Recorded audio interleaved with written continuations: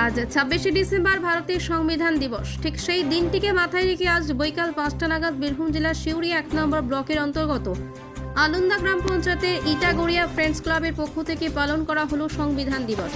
ভারতের সংবিধান প্রতিষ্ঠা করেছিলেন ডক্টর বি.আর. আম্বেদকর।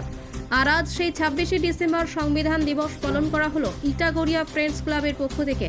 মঙ্গলবার ফ্রেন্ডস ক্লাবের পক্ষ থেকে একটি শোভাযাত্রার মাধ্যমে এলাকা পরিক্রমা ও তারপর বি.আর. আম্বেদকরের ছবিতে মাল্যদান ও পুষ্প নিবেদন করে এই দিনটি পালন করা হয়।